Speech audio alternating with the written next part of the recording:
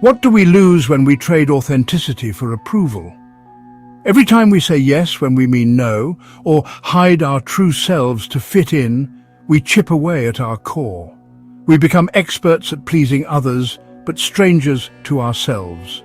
The approval we chase is fleeting, unreliable, and leaves us empty. Friedrich Nietzsche, the philosopher who shattered the comfort of conformity. He saw people-pleasing not as virtue, but as weakness, a betrayal of our potential. The herd offers safety but demands we suppress our uniqueness. The individual, in contrast, listens to their own will, forging a path of growth and self-mastery. Nietzsche's challenge? Are you living your own life, or just following a script written by others? He urges us to stop seeking approval from the herd and begin the courageous journey of self-creation. It's not a gentle suggestion, it's an urgent call to reclaim your life. Nietzsche saw conformity as a slow spiritual death, a gradual surrender of our unique power for the comfort of the crowd. We're taught to be agreeable, but this often means losing touch with our inner authority. The decay begins when fear of disapproval outweighs our desire for self-expression. Like an artist painting only what sells, we sacrifice our creativity for acceptance. The tragedy. We hand our life's canvas to others, letting them paint over our potential. Conformity is stagnation, a quiet acceptance of mediocrity in exchange for belonging. True growth demands we reclaim the brush and paint our own masterpiece. People-pleasing often masquerades as virtue, selflessness, kindness, humility. But Nietzsche saw this as weakness disguised as strength. Society rewards self-neglect, but it breeds resentment and inauthenticity. Every reluctant yes is a deposit into a hidden account of bitterness. True virtue isn't self-abandonment, but self-possession, respecting your own needs and boundaries. Only then can generosity be real, coming from abundance, not depletion. Nietzsche urges us to see through the illusion. Neglecting the self is not noble, but a failure to take responsibility for our one precious life. Real strength is building a life that's truly your own. At Nietzsche's core is the battle between the herd and the individual will. The herd promises safety if we blend in, but demands we silence our true selves. Opposing this is the will to power, the drive to grow, create, and become who we are. Every choice is a battle: comply for comfort or express for authenticity. People-pleasing is surrendering to the herd. Self-creation is the triumph of the individual. Nietzsche saw this struggle as the engine of human development. A life well lived is one where the individual will rises above fear and conformity. The courageous path is to listen to your deeper call, no matter the cost. People-pleasing begins in childhood, when our survival depended on approval from caregivers. Approval meant safety, love, and having our needs met. We learned to read every cue, adapting ourselves to avoid disapproval. This strategy, once vital, often follows us into adulthood. Even now, a frown or harsh word can trigger old fears. Recognizing this pattern is the first step to breaking free. Beyond the deep-seated lessons of childhood, our compulsion to please is reinforced by the very chemistry of our brains. Every time we receive social approval, a like on a post, a compliment on our work, a word of thanks for a favor, our brain releases a small burst of a powerful neurotransmitter, dopamine. This is the same chemical associated with pleasure and reward, the one that makes us feel good when we eat a delicious meal or achieve a goal. This rush of dopamine acts as a potent reinforcement, teaching our brain a simple, addictive lesson. Pleasing others feels good. Do it again. This process creates what is known as a social feedback loop. We perform an act of people-pleasing, we receive a positive social signal, and our brain rewards us with a hit of dopamine. This makes us more likely to repeat the behavior in the future, seeking that same pleasant sensation. Over time, we can become dependent on this external validation for our sense of well-being. We begin to outsource our happiness, relying on the approval of others to get our regular dopamine fix. Our own internal sense of worth diminishes, and we start to feel anxious or empty when the praise and validation dry up. We have, in effect, built ourselves a chemical cage. This feedback loop is particularly powerful in our modern, digitally connected world. This feedback loop is particularly powerful in our modern, digitally connected world. Social media platforms are engineered to exploit this very mechanism. Every notification, every comment, every shared post is a potential dopamine trigger. We can find ourselves constantly checking our phones, subconsciously craving that next hit of validation. We might tailor what we share, not to express our authentic selves, but to garner the most positive reactions. We are performing for a digital audience, and the applause comes in the form of likes and shares. The chemical cage becomes smaller and more confining, as our actions are increasingly dictated by the pursuit of this fleeting, digitally mediated approval. Breaking free from this chemical dependency is, well, a challenging task. It requires us to consciously endure the discomfort of not being praised. It means learning to generate our own sense of accomplishment and self-worth from within, rather than seeking it from the outside. We must find rewards in honoring our own boundaries, in speaking our truth, and in pursuing activities that are meaningful to us, regardless of the social feedback they receive. It's a process of rewiring our brain's reward system, teaching it that the most profound and lasting pleasure comes not from the fleeting approval of others, but from the quiet, steady act of being true to ourselves. If you've been looking to build emotional boundaries, reduce anxiety, or stop second-guessing yourself in relationships, there's a link in the description to online therapy. It's structured, CBT-based, and designed to help you take back control of your thoughts and your peace of mind. Use the code THERAPY20 for a 20% discount if you decide to give it a try. Chronic people-pleasing is often rooted in codependency and low self-worth. When your value feels conditional, based on what you do for others, you lose touch with your own needs and identity. Healing means turning inward, slowly building self-worth, and learning to treat your own needs with the same care you give others. Your worth has always been there, waiting to be seen. Friedrich Nietzsche argued that our idea of good, kindness, humility, pity, was not always valued. In ancient times, strength and pride were virtues. But the weak, unable to win by force, redefined morality, making meekness and compassion good. Nietzsche challenges us. Is this morality true strength or just weakness in disguise? Nietzsche saw guilt not as a guide, but as a poison, an invention to tame us, making us our own jailers. Hand in hand with guilt comes false humility, a mask that keeps us small and afraid of our own power. Slave morality clips our wings, teaching us to shrink from life, to apologize for our existence, and to see our nature as something to suppress. Nietzsche saw living entirely for others as the ultimate self-betrayal. To erase yourself for the herd is not noble, but a tragedy. Your life becomes a tool, your story unwritten. He urges us to reclaim our lives, to become who we are, and to see self-creation as our highest duty. A life lived for others is a life never truly lived. If you struggle to say no, you're not alone. People-pleasing often means saying yes when you want to say no, out of fear of conflict or disappointing others. Each reluctant yes chips away at your self-respect and leaves you feeling overcommitted.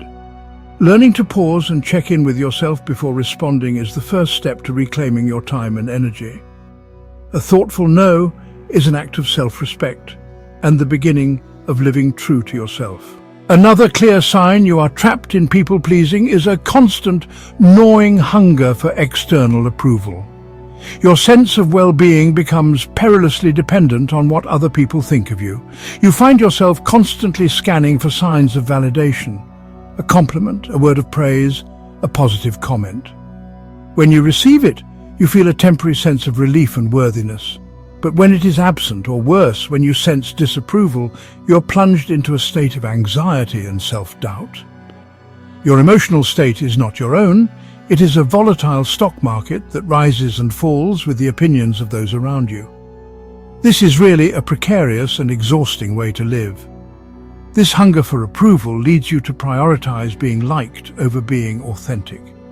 You become a social chameleon, subtly changing your opinions, your tastes, and even your personality to fit in with whomever you are with.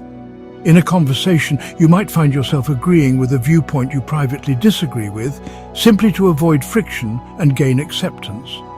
You might suppress a unique idea or a quirky part of your personality for fear that it will be seen as weird or too much.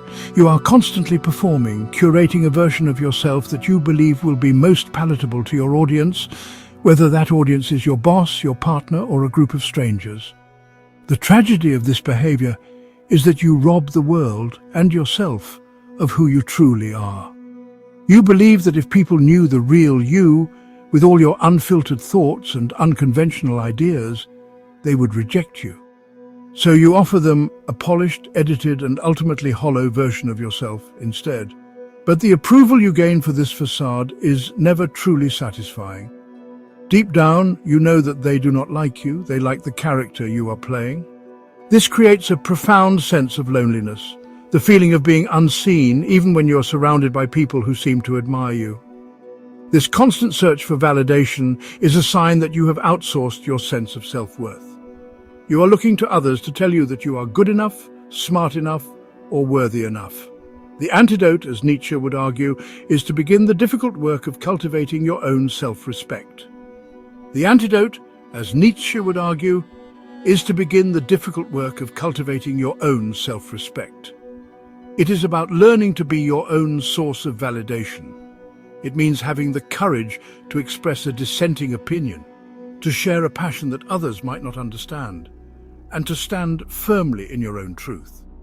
It is the process of choosing the deep, abiding satisfaction of authenticity over the fleeting, shallow warmth of approval. Have you ever caught yourself agreeing to something just to avoid disappointing someone? Let me know in the comments below.